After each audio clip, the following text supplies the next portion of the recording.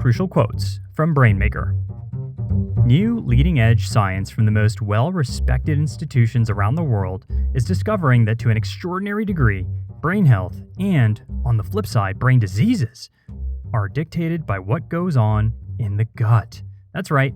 What's taking place in your intestines today is determining your risk for any number of neurological conditions. The digestive system is intimately connected to what goes on in the brain. And perhaps the most important aspect of the gut that has everything to do with your general wellness and mental health is its internal ecology, the various microorganisms that live within it, especially the bacteria. End quote.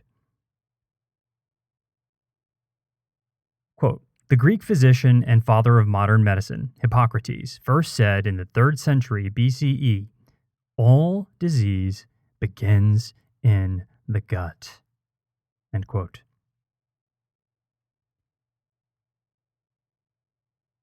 Tweetable summary. Caring for your gut means caring for your life, physically, mentally, and emotionally. A quick overview of Brainmaker before we jump into the big ideas. Dr. Perlmutter is the only physician in the United States that's both a board-certified neurologist as well as a member of the American College of Nutrition. He's also penned several well-known health and nutrition-themed titles, most notably Grain Brain, which is a science-backed attack on carbs, and how they're silently demolishing our insides. For more on that book, check out the Flashbook summary notes if you're interested. In his 7th book, Brainmaker, Dr. Perlmutter focuses on his decades and decades of knowledge and research from the fields of neurology and nutrition to reveal how we can tap into the powerful microbes within the gut to heal, to protect, and to promote the overall well-being of arguably the most important asset we've ever had, our brain. A few key topics that we'll be covering in this book summary. First one is gut microbes. We've got trillions upon trillions of little microbes hanging out in our gut. But just how critical of a role do they play on our overall health? You'll find out soon enough in this summary. We'll also talk about some simple strategies to better health. You'll learn about the super powerful, super simple science-backed practices that will help you optimize your overall physical and psychological well-being, including how to overcome health challenges like obesity, asthma, chronic fatigue, and even skin-related illnesses.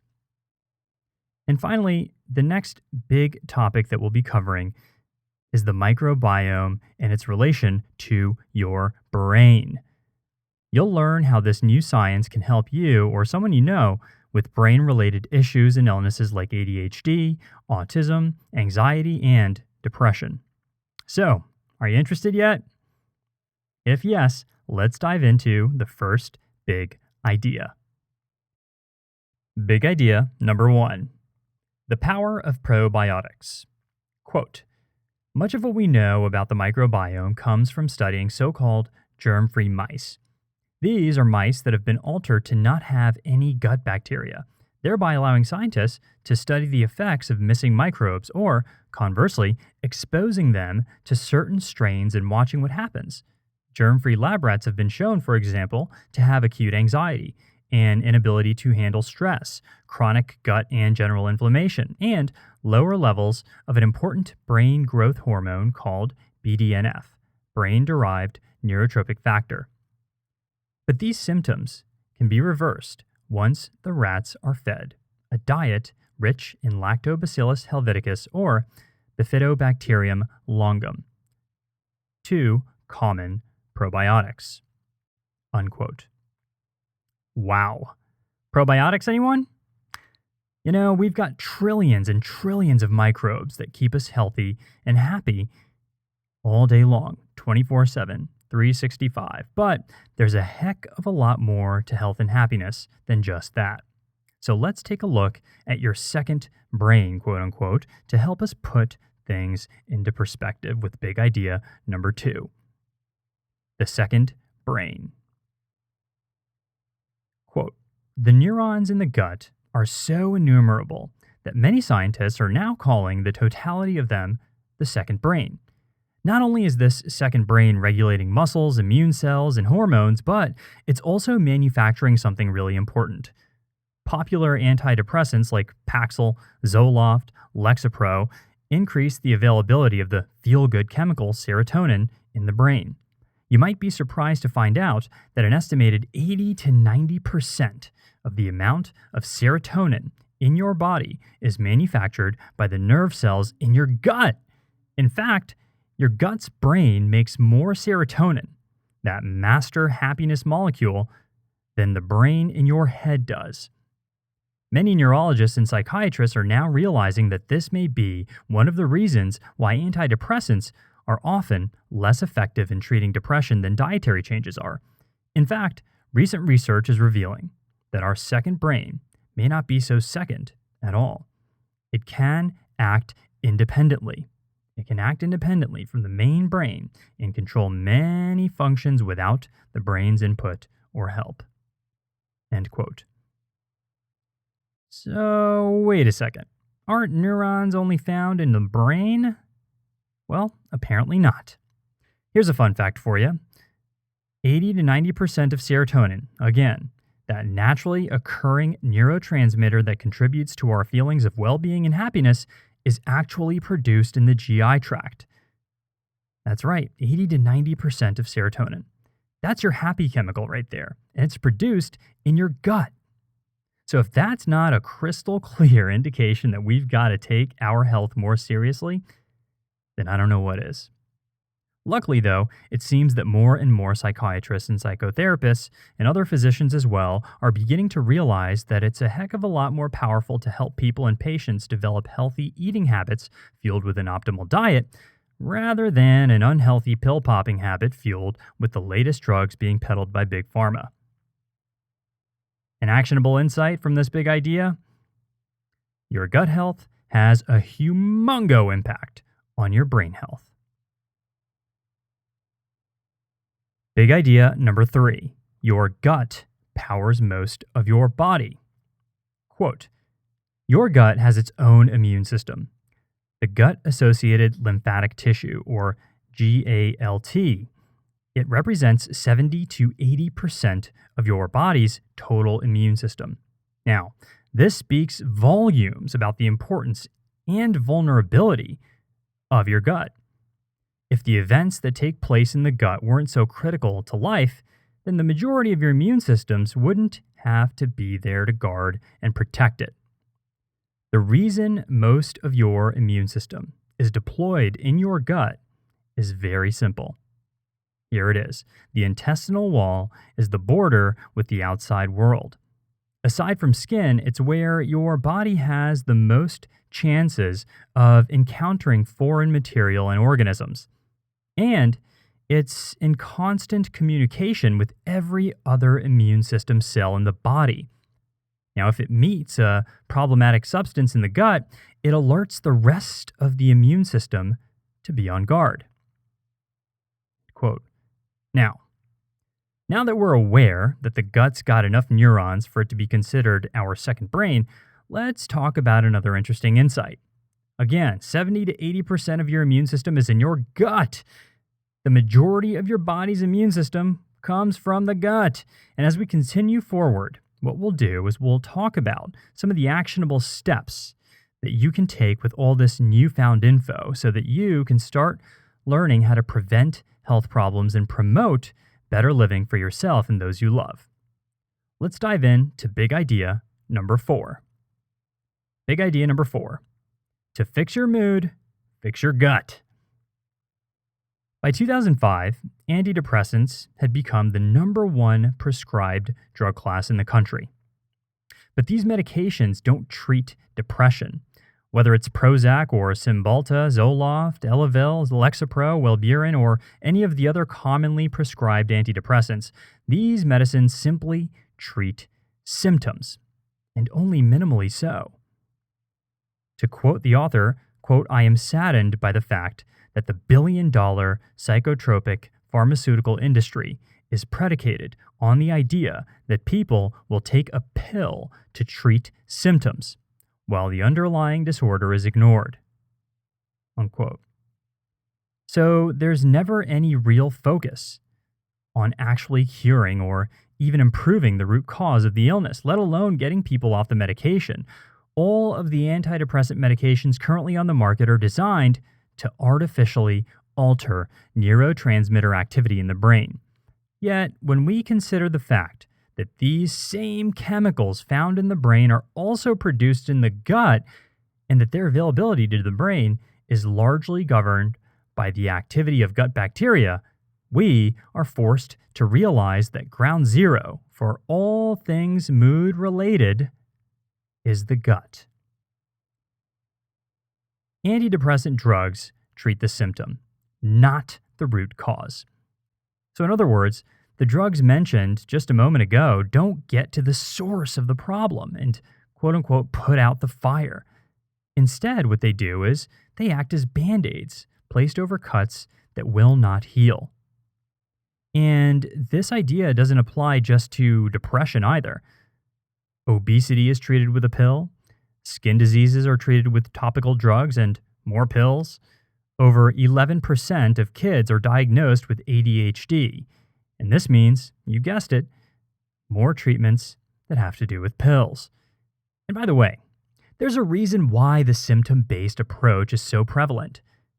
In the book, Dr. Perlmutter reminds us that the official webpage of the CDC, the Centers for Disease Control and Prevention, clearly places more weight on drug-based treatment options, which, as you know, focus on the symptom, not the cause. For example, the CDC's homepage for ADHD includes information about symptoms and diagnosis, and then moves into treatment options as well, none of which include a dietary protocol. Nothing to do with changing your diet or your health or your nutrition habits, but rather pills, pharmaceutical treatment, symptom-related attacks. There isn't even a single mention of prevention. So what's an actionable insight you can take away from this big idea? Again, first, do not focus on the symptom. Focus on attacking the root cause. A symptom-focused approach, for example, would be to put drugs on top of the problem, to drug the problem, to take medicines and pharmaceuticals and pills and prescriptions. A root cause-focused approach might be, for example, something like adjusting your diet and nutrition plan. Big idea number 5. Change your gut, change your world. Quote, a team of UCLA researchers conducted a nifty little experiment published in 2013 that produced some of the first evidence that bacteria consumed from food can affect brain function in human beings. It basically showed how small changes in the gut bacteria affect how a person perceives the world. 36 women were split into 3 groups. Group 1 consumed twice daily for 4 weeks a yogurt mixture containing several probiotics. Group 2 ate a dairy product that looked and tasted like yogurt but did not have any probiotics. And Group 3 ate no specific product at all. At the beginning of the study, each subject underwent a functional MRI scan of the brain that was repeated after 4 weeks. Rather than looking at the structures of the brain, functional MRI scans evaluate brain activity so that researchers can determine which areas of the brain are active and how active they are at any particular time. Again, quoting the author here, when we neurologists observe such activity, we technically call it excitability, or how the brain responds to stimuli or changes in the environment. At the 4-week point in this experiment, participants were shown images designed to induce an emotional response. Specifically, they viewed a series of pictures of angry or frightened people and matched them to other faces showing the same emotions. What the scientists found was absolutely remarkable. The women who ate the yogurt that contained the probiotics showed decreased activity in both the insula and the somatosensory cortex during the emotional reactivity task. End quote. What that means is something so incredibly powerful. Again, as Perlmutter writes, the fact that changes in our gut affect our brain's response to negative activity or emotionally stirring images is just absolutely mind boggling. Mind boggling is absolutely right. Here's an actionable insight, again, from this big idea that you can begin implementing today. Rather than talking about complicated neurological phrases and terminology, let's talk about something that you can apply immediately to enjoy sort of a sunnier disposition on the way you perceive the world from here on out. And again, the best part here is that it's insanely easy to do. Here it is. Are you ready? Start hooking yourself up with 2 servings of probiotic yogurt per day for 4 weeks to observe significant changes in your brain activity. In other words, eat yogurt, feel happy. Big idea number 6. Diet is almost everything. Quote, in a beautifully written and well-cited review of what we know so far about the complex diet-gut microbes health equation, Canadian researchers stated the following. Overall, dietary changes could explain 57% of the total structural variation in gut microbiota, whereas changes in genetics accounted for no more than 12%. This indicates that diet has a dominating role in shaping gut microbiota, and changing key populations may transform healthy gut microbiota into a disease-inducing entity. Let's just jump into what you can do to take some action on this quote here. Okay, so the first actionable insight from this big idea is that probably the highest leverage, most life-changing key takeaway from this book is this. Diet has the dominant role in shaping gut microbiota. Okay, and changing key populations may transform healthy gut microbiota into a disease-inducing entity. Now, if there's one thing that you take away from this book, that sentence is it. So if you want to dramatically change the trajectory of your overall health and well-being, do you want to do that? If so, change your gut. How do you change your gut? Set yourself up with a healthy diet and nutrition plan. Now, as the author notes again and again in Brainmaker, quote, I cannot reiterate this enough. The health and variety of your belly's bugs directly depend on the foods that you eat, unquote. So let's try to keep that idea in mind next time we think about turning into the drive-through lane at the Golden Arches. Let's try to keep that idea in mind when we are fixing dinner for ourselves and for our families, when we're grocery shopping, when we're talking to our doctor. Let's be upfront about the things that we want for ourselves, for our health, the foods we want to eat, the nutrition that we're putting into our bodies. Let's be more conscious about the choices that we make in this regard, in this very, very important aspect of our overall health and well-being, of our happiness in life for ourselves as well as those we surround ourselves with. Big idea number 7. Avoid gluten and fructose like the plague. Quote, so what kind of diet makes for an optimal microbiome? I'll get to all those details later on. For now, let's focus on the top 2 ingredients to avoid when it comes to preserving the health, balance, and function of your belly bugs. I like to tell patients that cleaning up their diet to nix gluten and manufactured fructose while limiting natural fructose from real fruit is step number 1 in preserving the health and function of their microbiome and brain. Step 2 is managing exposures to chemicals and drugs that can also have health implications. End quote. Quick little side note, if you want an in-depth analysis of Perlmutter's ideas about proper diet and nutrition, you might want to pick up the full original version of the book. Back to this big idea. So what are the 2 things, again, that he advises us to eliminate completely from our diet pronto. Thing number one is gluten. Thing number two is manufactured fructose. Let's talk first about gluten. Perlmutter calls gluten the quote-unquote silent killer. Chew on this idea for a second. You'll know exactly why he does. For nearly 3 million years of human evolution, we ate very, very minimal amounts of gluten-containing foods like wheat and grains. This, though, has changed dramatically for us in the modern age. To put it in perspective, the average American downs over 100 pounds of wheat per year.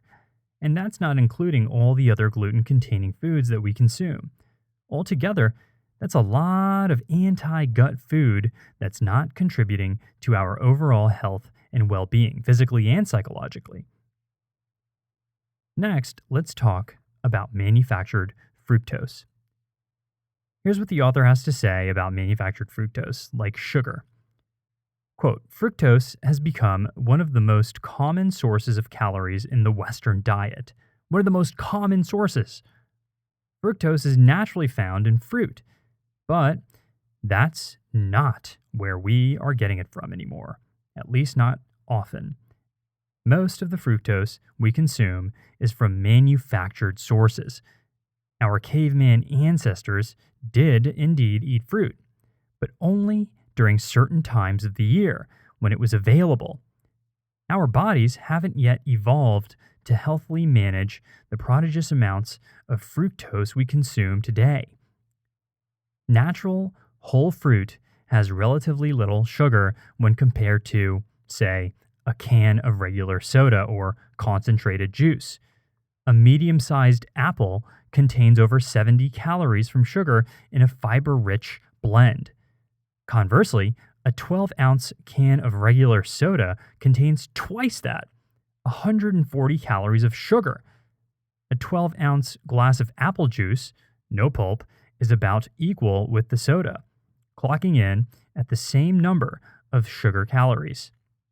Your body wouldn't know the difference whether the sugar came from a juiced batch of apples or if it came from a soda factory. Unquote. Let's dive into the actionable insights from this big idea. First one, eliminate gluten, or at least consider it, or at least consider decreasing your intake dramatically. Next, eliminate manufactured fructose. So, in other words, think about swapping out your soda habit with a water habit. Think about swapping out the Swedish fish for an apple. Think natural rather than manufactured. Also, keep in mind that artificially sweetened foods and beverages aren't good either. So, if that's your thing, it might be time to drop that too. Big idea number 8. The 6 keys to a healthy microbiome, backed by science. Quote, I am frequently asked how long it takes to rehabilitate a dysfunctional or underperforming microbiome. Research shows that significant changes in the array of gut bacteria can take place in as little as 6 days after instituting a new dietary protocol. But everyone's different. Your Brainmaker rehab will depend on the current state of your gut and how quickly you can fully commit to making changes. The following are the 6 essential keys to sustaining a healthy microbiome based on the latest science. End quote. So, in this actionable insight, we're going to dive into the 6 keys that he lays out in the book. So, he outlines the 6 essentials for sustaining a healthy microbiome. Here they are. Key number 1, eat probiotic-rich foods. Some examples of probiotic-rich foods would be things like kimchi, live cultured yogurt, and other fermented foods. Key number 2, go low carb and eat high-quality fats. Perlmutter recommends looking into a scientifically sound eating protocol consisting of high fats and minimal carbohydrate intake. Lots of good fats like avocados and coconut oil, lots of good fiber from green leafy veggies like spinach and broccoli, low sugar fruits, fermented foods, lots of nuts, and of course, good proteins like grass fed beef, lamb, wild fish, and whole eggs. Key number 3, enjoy small amounts of wine, tea, coffee, and chocolate. Small amounts is the operative phrase to bear in mind with this one. So keep that in mind with key number 3. Key number 4, eat prebiotics. Food options that are rich in prebiotics are foods like garlic, onion, and leek. Research for more options. Key number 5, drink lots of filtered water. Chlorine, among many other chemicals found in some drinking water, is terrible for your gut. It's toxic, so get a water filter and enjoy a glass or many of clean drinking water. And finally, key number 6, practice intermittent fasting. Perlmutter advocates a type of fasting known as intermittent fasting. Another way to put it would be specific eating windows and specific fasting windows. The fasting windows vary from 4 hours to 18 hours. For example, fast for 12 hours, eat for 12 hours, or give yourself the option of eating for 12 hours. So the logic here is that this type of fasting gives your body adequate time to digest and metabolize your food. During the fasting windows, water is the only thing that's permitted. So, a quick review of the 6 keys. Key number 1, eat probiotic-rich foods. Key number 2, go low carb, eat lots of high-quality fat. Key number 3, enjoy small amounts of wine, tea, coffee, or chocolate. Key number 4, eat prebiotics. Key number 5, drink lots and lots of filtered water. And key number 6 is to practice intermittent fasting.